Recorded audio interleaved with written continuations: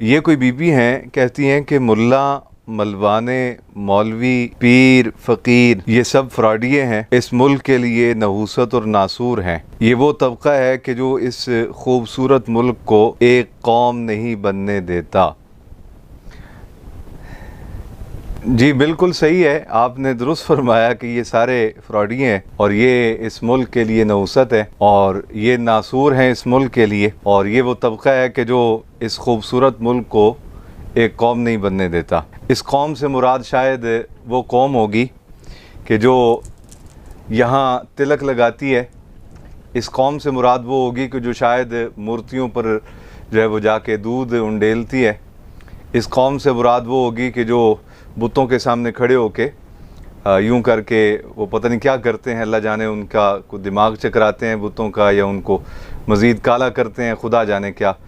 इस कौम से मुराद वो कौम होगी। जबकि ये सारे के सारे लोग जो हैं ये नहूसत हैं। ये सारे उलमा, ये सारे दरवेश, ये हाफिज़, ये कारी, ये आलिम, ये सैयद, ये बुज़ुर्ग, ये पीर, फ़कीर, ये सारे के सारे आपके बकौल नहूसत हैं और इस मुल्क के लिए नासूर हैं। तो फिर यकीनन आपकी समझ और फ़हम के मुताबिक इस मुल्क के लिए बरकत तो यकीनन जनरल अयूब खान हुए। इस मुल्क के लिए बरकत फिर यकीनन याहिया खान थे कि जो हर वक्त शराब के नशे में धुत रहते थे। और आपके बकौल इस मुल्क के लिए बरकत फिर वो यकीनन सिविल डिक्टेटर होंगे कि जिन्होंने कहा कि उधर तुम इधर हम, यहाँ से जो उधर जाएगा हम उसकी टांगे तोड़ देंगे। इस मुल्क के लिए बरकत फिर ज़ियाउल हक साहब थे, क्योंकि ज़ियाउल हक साहब वो अजीम शख्सियत के मालिक थे जिनकी लगाई हुई आग आज भी पाकिस्तानी कौम भुगत रही है, जिनकी पैदा करदा दहशत गर्दाना सोच और फिक्र ने आज भी हज़ारों पाकिस्तानी मुसलमानों की जानों का ज़िया किया, कत्लेआम किया बम धमाकों के ज़रिए, जिन्होंने MKM का तोहफ़ा दिया, जिन्होंने तालिबानाइजेशन का तोहफ़ा दिया।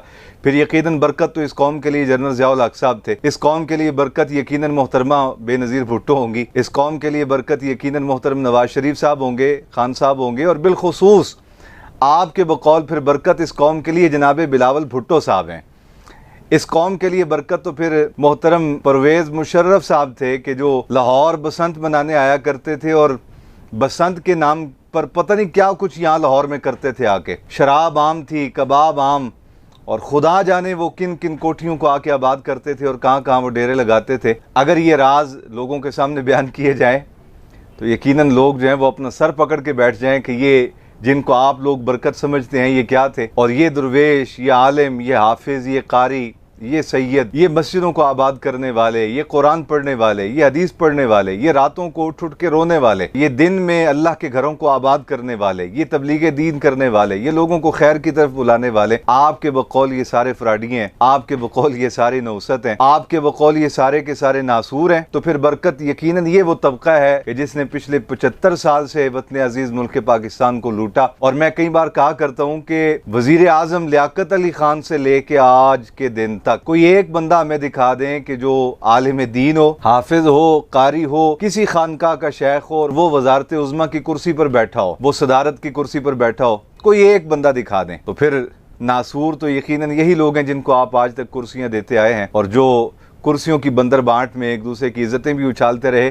किसी मौलवी ने किसी मुअज़्ज़िज़ खातून की नंगी तस्वीरें हेलीकॉप्टर से नहीं गिराई, याद रखिएगा। किसी मौलवी ने किसी खातून के मुतालिक गिराज वाली बात नहीं की। किसी मौलवी ने किसी शख्स के मुतालिक यूरोप में नाजायज औलाद के मुतालिक बात नहीं की। ये सारा गंद आप लोग उछालते हैं। ये उलमा तो शरीफ लोग हैं, ये दरवेश लोग हैं, ये फ़कीर लोग हैं, ये मशाइख, इन्होंने तो हमेशा अमन की बात की, मोहब्बत की बात की। असल बात यह है कि जब बंदा गैर की आंख से देखे, गैर के कान से सुने और सुबह से लेकर शाम तक गैर के प्रोपेगंडे का शिकार रहे, तो ऐसा आदमी फिर यही ख्याल करता है जैसा इन्होंने सवाल भेजा कि ये सारे के सारे नासूर हैं। लेकिन एक बात है जो आखिर में मैं कहना चाहता हूँ, अगर ये मशाइख ना होते, अगर ये बुजुर्ग ना होते, अगर ये कुरान और हदीस सुनाने वाले और दिलों को सख्ती से निकाल कर नरमी की तरफ लाने वाले और कौम के दिलों में रहम दिली का जज्बा पैदा करने वाले ये दरवेश ना होते, तो तुम लोग आपस में एक दूसरे की जिस्मों की बोटियां नोच नोच कर खाते। ये दरवेश लोग ही हैं जिनकी वजह से लोग आज भी मुसल्ले पे खड़े हुए रो पड़ते हैं।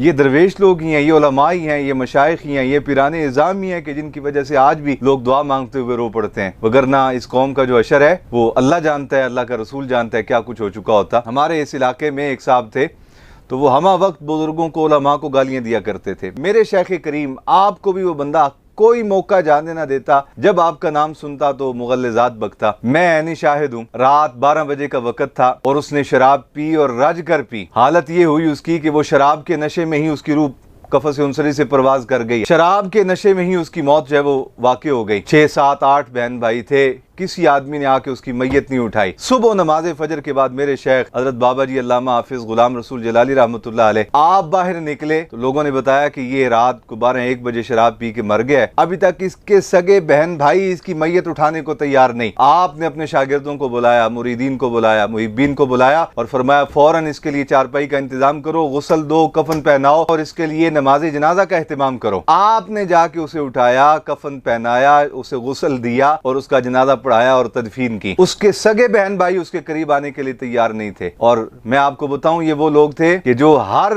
ताकतवर हुकूमत के साथ हुआ करते थे। ये उलमा ही हैं जिनकी वजह से आपकी इज्जत महफूज हैं। ये उलमा ही हैं जिनकी वजह से आज भी मुआशरे में अखलाकियात बाकी हैं। वगरना इंसान हैवान बनते देर न लगाए अगर ये कुरान पढ़ पढ़ के लोगों के दिलों में नरमी पैदा करने वाले लोग मौजूद ना हो। अल्लाह रब्बुल आलमीन अक्ल सलीम अता फरमाए। अस्सलामु अलैकुम व रहमतुल्लाहि व बरकातहू।